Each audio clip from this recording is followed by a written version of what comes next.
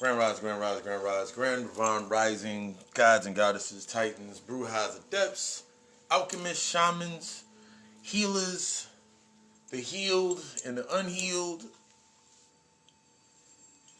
This one's for you.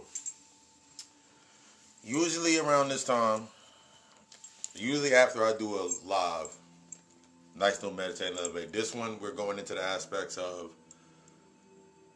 exit wounds. This week's episode of God Hour, we got into Me I See, the journey to the inner child. And in the first part of the segment, Buddha's listening to the podcast, as you should, because also, if you listen to the podcast, there's a very special code in the podcast that you can use at my store called Alchemy. Go check that out. Not going to tell you the code, not going to tell you where it's located in the podcast. You got to listen to the podcast. Got Our Podcast, Spotify, iTunes, Breaker, Spotify, iTunes, Breaker. It'll be up on my YouTube channel later. Over 42 episodes, over 4,000 hours, 4,000 minutes. Appreciate the support in 19 countries. We're going to go a little deeper. This is season 4. But I was thinking about the aspects of the monologue to the inner child.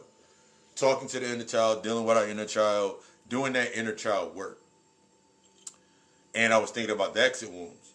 A lot of the inner child wounds that we think that we don't have to deal with, that's what we got into tonight. That's what we got into this week on the podcast. I want to get into it. We're going to build through this throughout the week. A lot of the inner child wounds, those inner wounds inside of from the inner child, those are the parented scars of the wounded masculine and the wounded feminine archetype. So when we think about this, think about the aspect of the child being the child being the two parts of the parts of the mother and the parts of the father. So they are the creation. You are the creation of these two aspects. So all the traumas, all of the events that are in the masculine or the wounded masculine archetype and the wounded feminine archetype are now are parented from those wounds that are in the inner child complex. Exit wounds.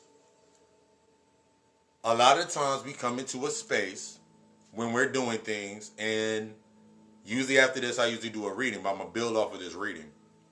I'm going to build off the reading. I'm going to build off a reading. I'm doing a collective reading for you guys. Also, I am offering inbox and DM, because this is also going on Instagram. Inbox, DM for the healing the inner child reading. $44.44 on special for right now. What's the best gift that you can give yourself other than healing yourself? That's how we look at it. But I want you to concentrate on now in the exit wounds, exiting the old programs. I want you to concentrate on your brilliance. The spirit is telling me, have them concentrate on their brilliance. This is the brilliance of your imagination. The brilliance, what happens is, for a lot of times, how can you imagine the life that you've always dreamed of, the life that you've always wanted, when the energy that can be being used for that is coming through those internal scars? The abandonment, the trust, the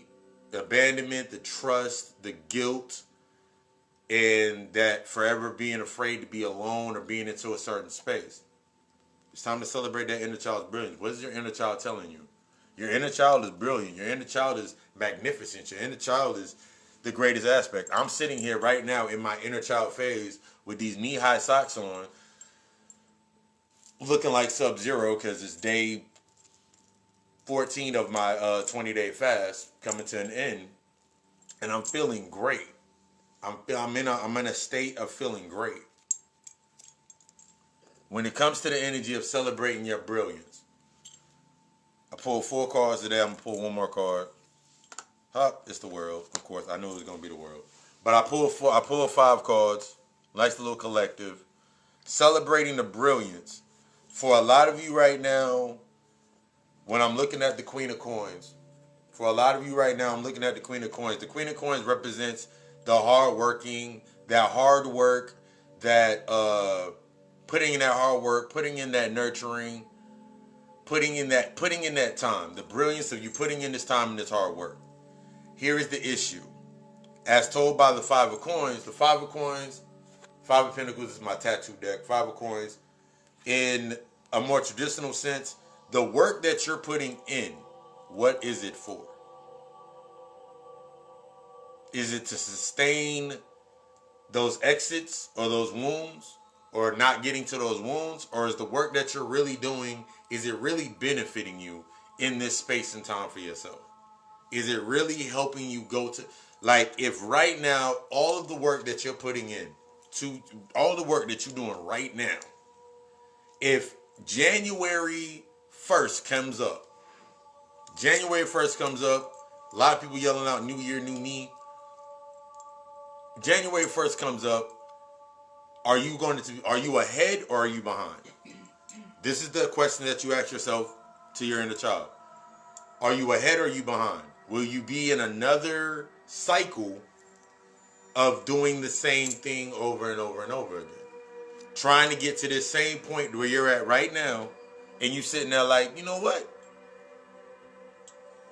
Trying to do the same thing you did last year. Here's the thing about time.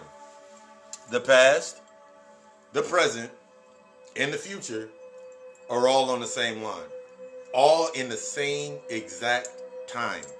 All happening right now. The images from your past, the things that your inner child experienced in this past, coming into this aspect, shape your present and give you sight into your future. The very things that are in your past, based on the things that you're being nurtured through, affect those works right now in your present moment. It's time to let go. As I pull the devil card, and I rarely pull this card. Pulling the devil card represents the aspects of possessiveness. Trying to hold on to the thought processes and the actions and the works that you do in hopes never to actually open up. This is a big one. When it comes to a lot of these wounds that we deal with, it's from a space as if I step into this nuance of myself, if I step into this new space of myself, or if I allow my brilliance to shine through, my imagination to shine through it, that means I have to be open. The fear of being open is the fear of being seen. So I don't want to be seen as the things I'm trying to keep closed away. So I'll do all of this work that's detrimental, and it's only nurturing those old wounds. What happens whenever you get a cut and you just put something over and you don't treat it? It doesn't heal correctly. What happens whenever a bone breaks and it doesn't get set right? It doesn't heal right. It doesn't mean that it's not going to heal, but it's not going to heal in the way to give you the maximum motion of that arm. My shoulder was that way. To where I just a couple of months ago got back full motion to my arm. But that was connected to something. I really had to look back and like, what was this connected to? My shoulder being hurt. What was on my shoulder? What gripes are on my shoulder? What things did I not deal with that I left on my shoulders? These become the thought processes when you start really looking at your body and bringing your body into the perspective. Why is your body doing certain things? Great rising, great rising, great rising. Why is your body in a certain state? What are you feeding yourself? Over this last 20 days, this has been one of those processes where everything that I ate, everything that I've eaten over the last couple of months, from the stuff that I knew I shouldn't have ate and the stuff that was okay, all of that came back up into my mind, like just thinking about random shit. But instead of me allowing it to have me in a state of like, oh my God, my stomach hurt. Oh my God, I'm hungry. I understood what the urge was when I first did it. That's the key of you doing your work. You have to let go of that possession. Holding on to these things through those wounds. Doing all of this work to sustain this. So you can keep that personality, that identity that you held for years. It ain't going to work. You can't go forward with this. By letting go of this is going to bring you into that space of that strength. The strength that you're looking for. A lot of you have been doing the work, so that strength is starting to come through. You're starting to see that you're strong in a lot of ways. You're starting to understand that in that aspect of the past, the present, and the future all being in the same line, all moving at the same time, in that same space, in that same line, all conducive to one another. When you're looking at that space for yourself now, you're like, wait, this is why I thought about this. I had a bad thing when it came to time, thinking it was too late for me to do things. That me being at where I'm at now was like, if I didn't get certain things done by a certain point, then would it be worth it? I have to let go of my dream. I have to let go of my potential. When I let go of that thought process, got stuck in 27 forever. I'm gonna be stuck looking like I'm 27 forever. Because I let go of that aspect of time. It's when we allow these things to possess us and hold us back and hold us into that space that everything that's at that level is going to keep coming to you to make you do the work. Everything around you right now, is it helping you work to take you to the next level, or is it keeping you in that same space to keep following that same timeline? How is it affecting your world? How is it affecting your world? How is it helping you usher in your brilliance? You'll never be able to find that monologue with your inner child. And that's what we got to in this week on the podcast. You're never going to be able to find that brilliance of your inner child if the only time that you allow it to come out is when you're angry. The only time you allow it to come out is when you're super sad. It's only when you need the feeling, because guess what the inner child wants? The inner child wants attention. The inner child wants love. So a lot of the things that we do within our spaces, based on the love that we've lost, that we were not able to cultivate, we didn't have the positive environment or the environment to do it. Now we're in this state, allowing that voice, that broken voice, to be the thing that guides us. So now we look at positions when, soon as somebody says, I love you, in that space, you're like, all right, cool, they love us, let's go with them. Or if somebody says something to you in the aspect of you having a lack of boundaries, and they say something, you play it by the wayside thinking that it's cute. Like, yay. No. That love of yourself is going to help you grow those boundaries. That work that you're doing onto yourself is going to help you let go and be able to look forward and understand that the work that you're doing right now is not to sustain where you at. Let go of the mindset of possession. Let go of that thought process. Or you can let your abundance will continuously be in half on and half off. Half on and half off. You trying to manifest and bring things into your space, it's going to be half on and half off. You're only going to be able to try to pull it. You only can imagine as far as just set that original set point. That's a big thing for a lot of people. Being stuck in that original set point. Now that I've done this and I got something from this, I'm going to continuously do this. Your true potential, you always can grow within. Anything else that is not of your true potential, your truest, highest point, you can't grow within it. Think about it like this. You could work a job for 28 years, and you'll always reach a ceiling. You can be in a relationship for 5 days, 5 years, 50 years. And it never reaches a certain point. It only reaches to a certain set point.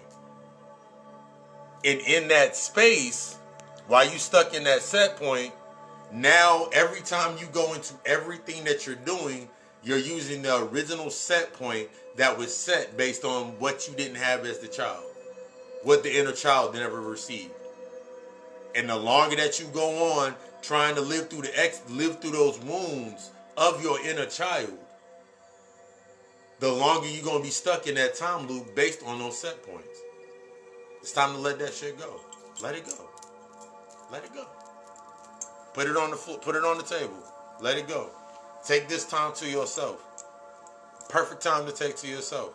Perfect time to actually sit there with yourself and your thoughts. You're not going to go any further until you do the work. That's how this energy is moving right now. You cannot move. You're not going to be able to progress any further until you start doing your work. You can, I'm going to do this. I'm going to do this. Think about where you at. Think about the first thing that comes up to your mind when you have time to actually sit there to yourself. Think about it.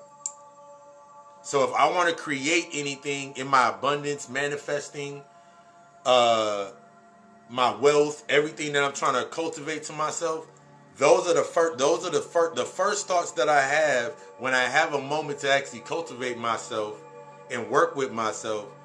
Those are the first things that are going to get the energy when I start pulling it down. Those are the first aspects that are going to get that energy as I start pulling it down. Really start thinking about that. Those wounds, the things that you feeling neglected,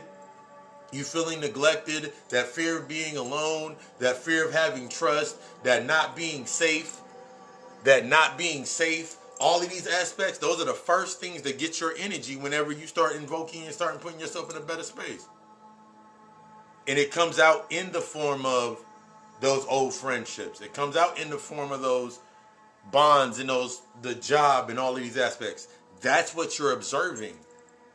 As you start to observe, you start to create your new boundaries within that space. I'm not telling you right now to, nigga, I'm going to go quit your job. I'm not telling you to do that. But there's a way to actually use your job to benefit you in your healing process. I'm not telling you to drop out of every relationship that you're in.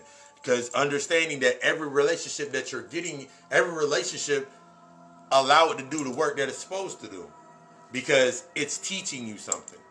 When you start looking at it from that angle, the possessiveness, the false sense of ownership that you want to hold over things, this false sense of perception of I have to do this, this, and this. I got to keep doing all of these things.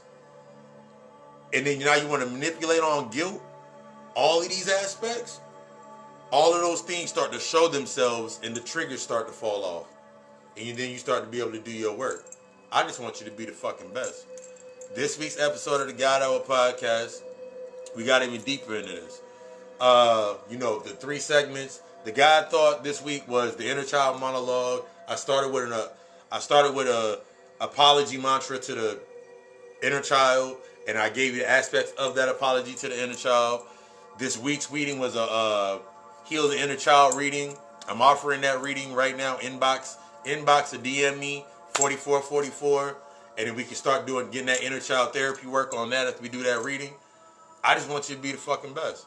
And then we got into the session, the love I lost, the inner voice, and then true potential. I want you to be great. I want you to become the best. And the only way to become the best is to go through the aspects of what you thought was the worst. This ain't the end. This is your beginning. You came through in your ending. Now this is your beginning. So stop looking for the credits. Stop looking for the credits to roll up. And trying to keep credit for what you've been through and actually start using it to propel you to your next level. I want you to be fucking great. I want you to be the fucking best. In order to do that, if you need that help, you need that assistance, GodCoAlchemistLLC.com for everything from the readings to the setting up the consultation, set a consultation up today. Get it booked. Let's get you in there. Let's get that work started.